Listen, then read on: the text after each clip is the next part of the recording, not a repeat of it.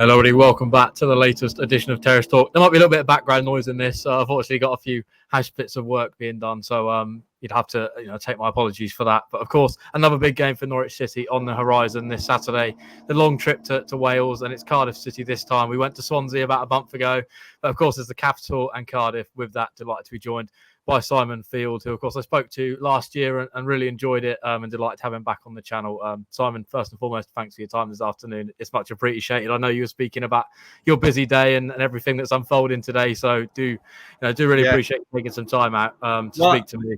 Well, I really enjoyed it last time, and we had. I remember in last season's prediction saying that there was a big question mark over whether Aaron Ramsey would be able to play. And I said, when you asked me for a prediction, I said, if Aaron Ramsey plays, I think Cardiff will win. But if he doesn't play, I think Norwich will win. And he didn't play and Norwich won. So what I can say at the outset is that Aaron Ramsey definitely won't be playing this Saturday because he's definitely out injured. We've got a couple of players out injured at the moment, including Aaron Ramsey captains a team when he plays. If not, it's Joe Rolls who captains. He's out injured as well. So for the last few games, our captain, Jack Anick, has been the captain. So I expect that to continue on Saturday as well. Yeah, so Norwich got a few injury concerns of their own, which is not ideal, but it looks like both teams are maybe going to have the same problem. But on the upside of things, Cardiff, if we'd have spoke maybe a month ago, we might have been talking a little bit differently around your season. I mean, since then, I think only Sunderland have got better form in the Championship, 3 wins, 2 draws. I mean, I'd imagine the mood around Cardiff is pretty positive at the moment. Well, it certainly is compared to the start of the season. They talk about good and bad times to play teams. If I was an opponent, I'd say the best time to have played us was in August or September, because you're right, we had a terrible start to the season. Cardiff are actually celebrating their 125th anniversary this year. They were formed in 1899, and we've had our worst ever start to a league campaign. In August and September, in our 7 league games, we lost 6 and drew 1. At least the one we drew was to our South Wales rivals, Swansea City, away. And that was also the game we scored our only league goal of the season. So we'd gone 7 games with, as I said, 6 defeats, 1 draw, and only 1 goal. So that was the time to play us. Since October, we're actually complete transformation, undefeated. We've had 3 wins and 2 draws. So not only has that taken us out or away from the bottom of the table, which we occupied for August and September, but we're also now just above, outside the relegation zone. So as you say, a complete transformation came not long after we parted company with manager Errol Bullitt. And you know as well as me how fickle fans can be. Last season, Cardiff had their best ever, or their best finish for a long while. We finished 12th. So Errol Bullitt was only on a 12-month contract. So lots of fans were saying, sign him up. And he wanted a 3-year contract. In the end, they agreed on a 2-year contract. Of course, we then had the terrible start to the season. So many of those same fans were saying, get rid of the manager, which is what they eventually did after 6 games, after we'd had 5 defeats and 1 draw. So at the moment, we've got an interim manager. His name is Omar Ritza, and he was brought to us in the summer. I think he was from Watford, right, as a first team coach. So yes, he's been there. Although he lost his first game in charge, we lost 4-1 away to Hull. Since then, as I said, we've had 3 wins and 2 draws. So the mood is considerably happier, more upbeat from October. Yeah, you mentioned Errol Bullitt, and of course getting the time to leave Cardiff City. I mean, you mentioned that 12th place finish last year. What went wrong at the start of this season for him to be so drastically poor in terms of form? Is there something you can put your finger on?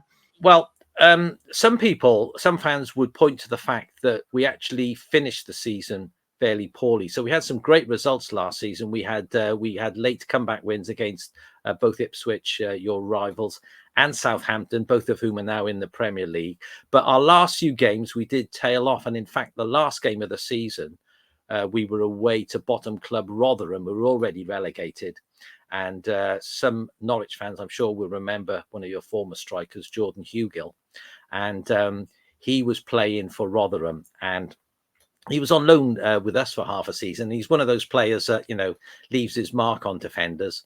And it just seemed to be that Rotherham wanted it more. Our players were thinking of the beach. Our defenders thought, we don't want to pick up an injury on the last game of the season that's going to affect our holiday. And basically, Jordan Hugill and the other attacker bullied our defence, and Rotherham ran out winning 5-2, which was, a bit of an embarrassment.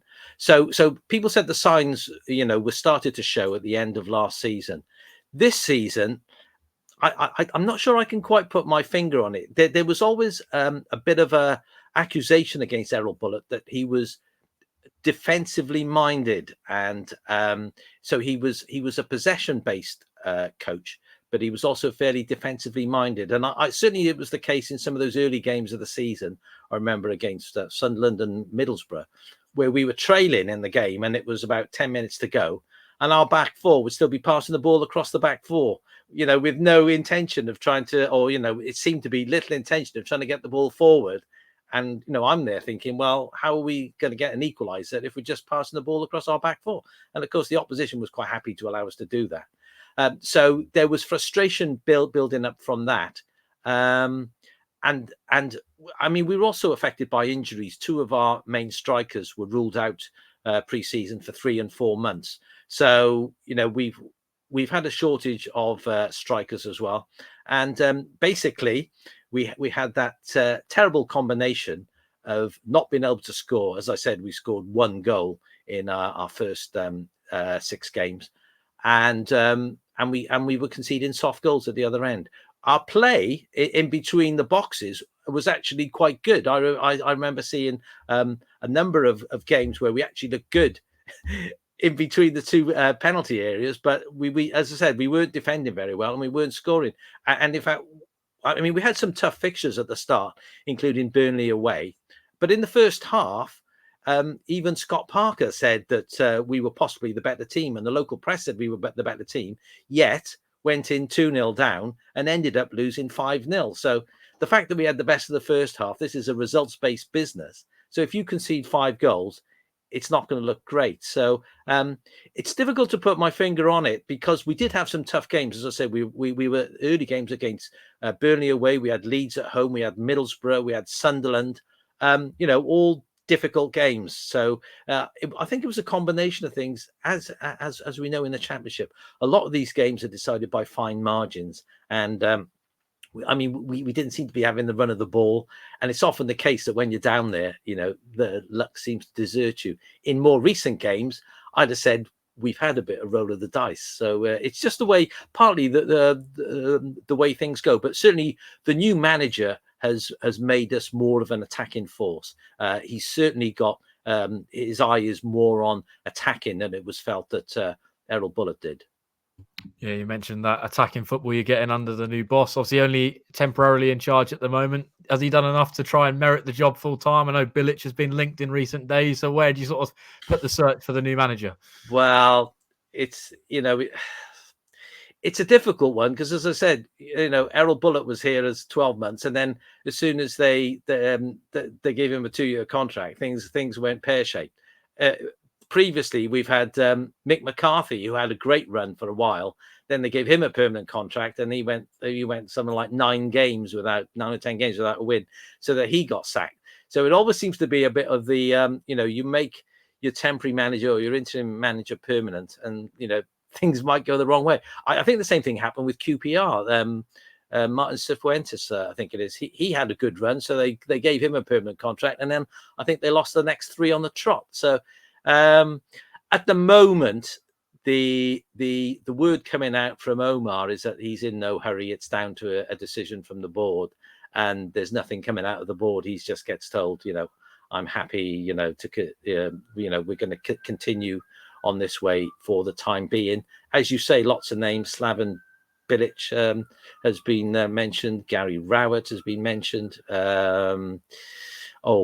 Nathan Jones, even though he's with Charlton, he's been mentioned because he's a South Wales boy who's always said he'd like to manage the club one day. There's some talk even that because Aaron Ramsey is doing his coaching badges, that wouldn't it be a good time at some point to appoint Aaron Ramsey. As things are going well at the moment, Adam, the club don't seem to be in any hurry. And although Omar has said that he'd like the job, he doesn't seem to be pressing for a decision at the moment. So I think we're likely to continue, certainly until the international break in a few weeks' time.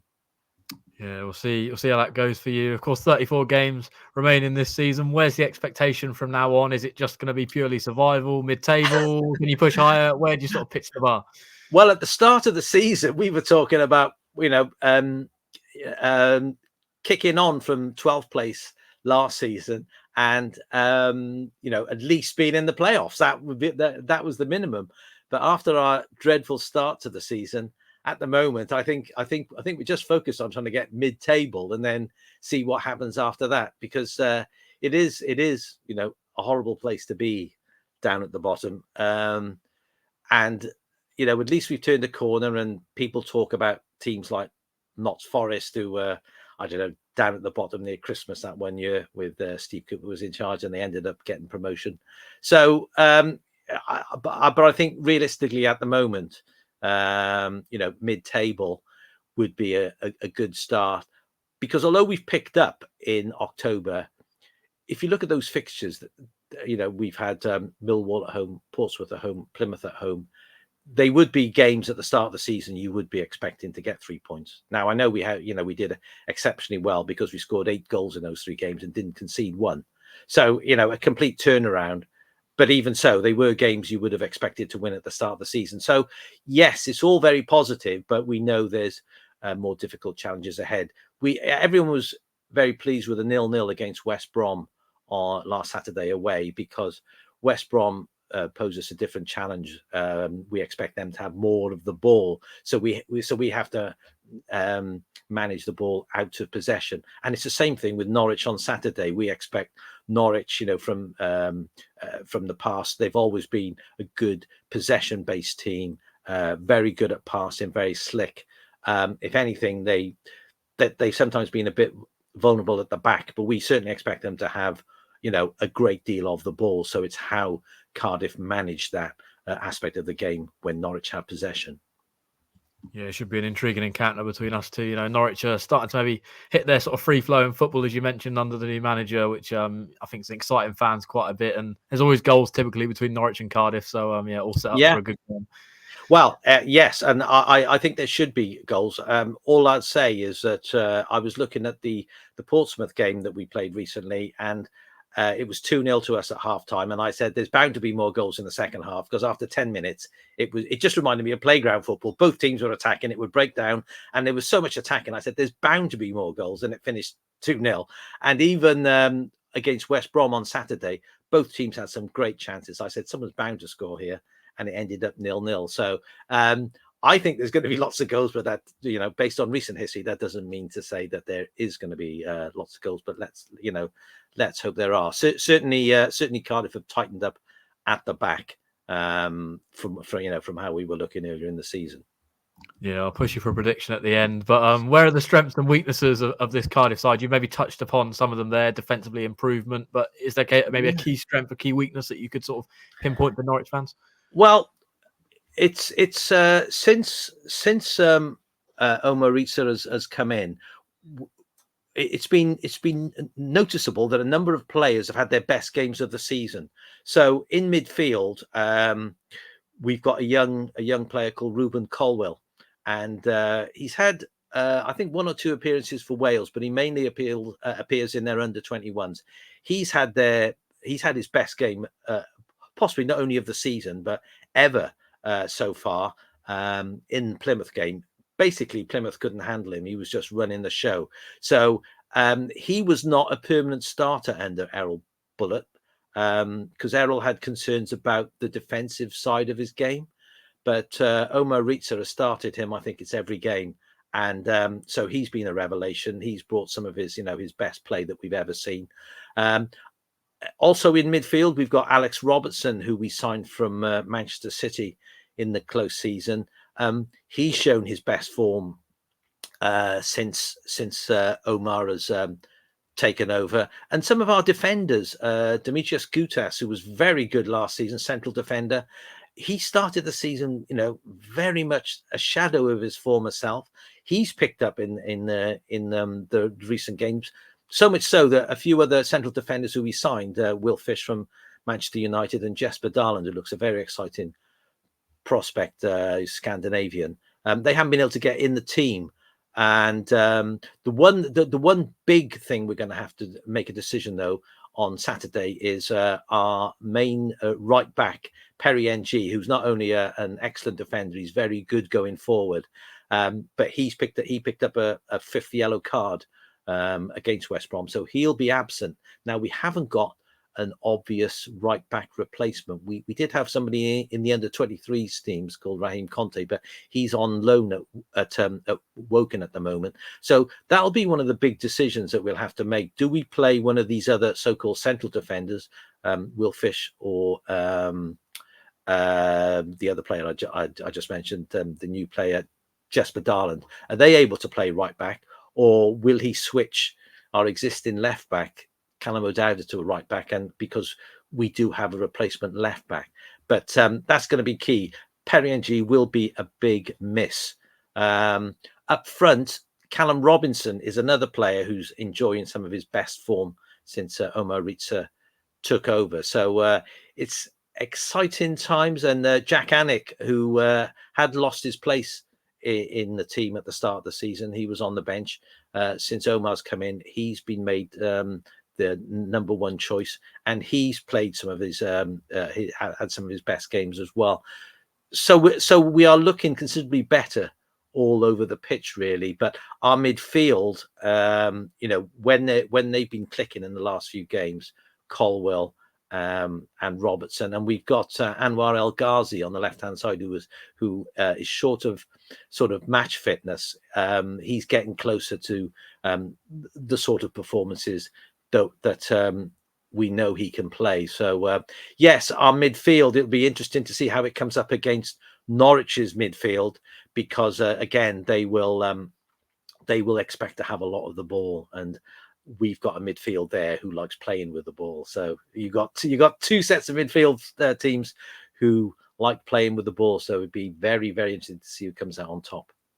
It sure will. With that, just intrigued to see if you've seen much of Norwich this season. Have you read anything or anything that happened? You mentioned maybe expecting a team that's going to play a lot of possession and maybe a different test to other teams you face. Yeah, what have you made of Norwich's life under Johannes Torup? Well, again, I think are you 8th in the league at the moment, or is it 6th? Yes, I can't remember. 8th, yeah. I haven't seen too much, but it sounds like it's a bit same old, and I don't mean that disrespectfully, in as much as Norwich look very good with the ball and can score some very good goals, and then they can concede some, and you think, how's a good team like that, who've had some recent Premier League history, how can they concede goals like that? Have you still got? I was only talking about this. Do you still have Grant Hanley there or not? We do indeed, yeah. He's not really played much this season. I think the injury he picked up probably 18 months ago now has sort of not finished his career, but he's just not quite been the same player since coming back. So under the new management, not really a shoe-in to start, unfortunately.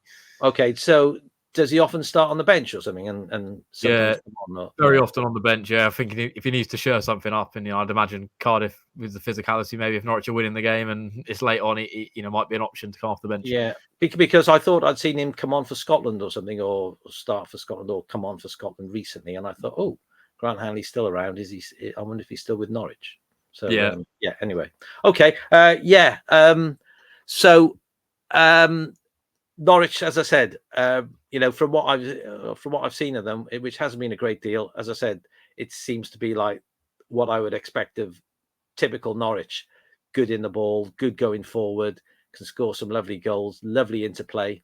But there's always a chance of scoring against them. Yeah, what's the atmosphere been like at the Cardiff City Stadium these days? Obviously, I was there last year, and I know kind of the turn that game took towards the end, and maybe the sort of change in atmosphere. But obviously, back in certain days I've been there, the atmosphere's always been really good, and sometimes I've been there and it's looked a little bit sparse, and maybe the fans are frustrated. So where's it at these days? I think it's rebuilding. Certainly, when we were not doing so well, the crowds were a bit down. Last season, when we were doing well, we'd typically be over 20,000, say 22, 23,000. This season, with the poor start, we're been hovering around 18,000. So when there's that many in the pit, in the ground, it does feel a bit empty because the capacity is about 32.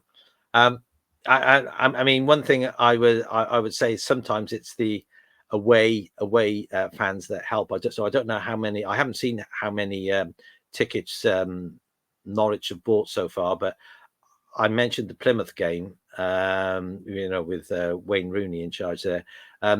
Plymouth actually sold their allocation of 3,200, and they made. They were fantastic in terms of the atmosphere that they generated, and you couldn't see an empty seat in the away end.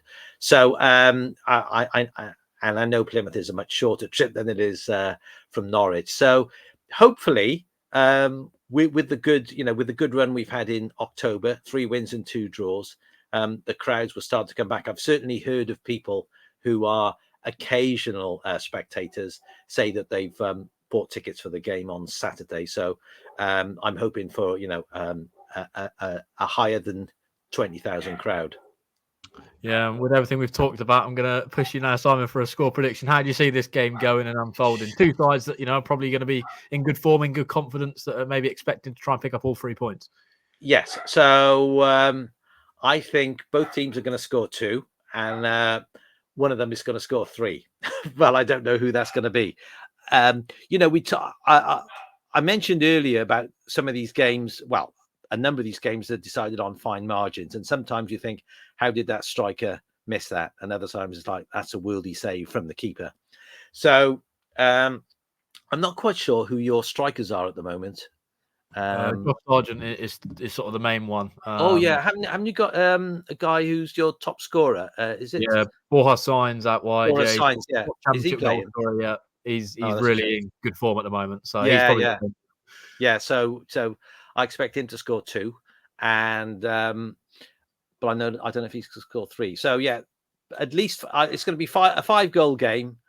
Both teams are going to score 2, and it's going to be a toss of a coin who scores the 3rd. But I hopefully, because there's going to be that many goals, it's going to be a very exciting game. That's what we tend to expect with Norwich anyway. Yeah, so any sort of replica of last season's drama, I think we got towards the end. At that point, I think Norwich were in a really difficult place and maybe weren't getting the points they deserved. And then I think it was Adam Eder with quite a late winner at the Cardiff City. Yes. Yes. And I mean, that was an example when, how games can turn in the self-obvious, and how did that happen? It's just like, why is a team who's defended pretty well up to now all of a sudden just almost seems to have folded in front of goal, but I've seen other teams do that, but it's just like as a fan you think, why did everybody just switch off? Why didn't they close down? So yes, and in fact I suppose that's what makes the game as fascinating as it is. It sure does. Simon, I do really appreciate your time this afternoon. I know you do some great work for Cardiff and helping those with visual impairments. Just want to That's right. Yeah. Cardiff fans can help if there's nobody that's not aware of your work, where they can find it. That's right, and the service is available to any visiting fans as well. So any Norwich fans who are blind or vision impaired, we provide a service at the game. You can either contact the club in advance, or even on the day, if you speak to a steward, they can get you a receiver. What I would say is we advise you to bring your own headset. It's the old style headset jack that fits in, and our commentary is reasonably impartial, I would say, most of the time. We try hard to be impartial. Obviously, we don't always succeed, but yeah, no, it's we do the commentary as though as though both sets of fans are listening. That's really good work, Simon. Keep that up, and I'm so all the Norwich fans that are travelling, those that want that service, will be really glad to know all about that. So I'll link all that good stuff down below. With that, we're going to round off the show. So hopefully we get another really exciting, breathtaking game of football that we often do between Norwich and Cardiff. I think Norwich have won 6 of the last 7, so maybe Cardiff are due a win over Norwich. But of course, from a Norwich perspective, we're maybe hoping that run doesn't end on on Saturday. With that, of course, we'll see you at the Cardiff City Stadium on Saturday lunchtime. All the usual coverage across our channels. Always love a trip to Cardiff. The stewards, the fans are always really friendly. So yeah, that's one I'm looking forward to on Saturday. So with that, we'll round off and we'll see you on Saturday.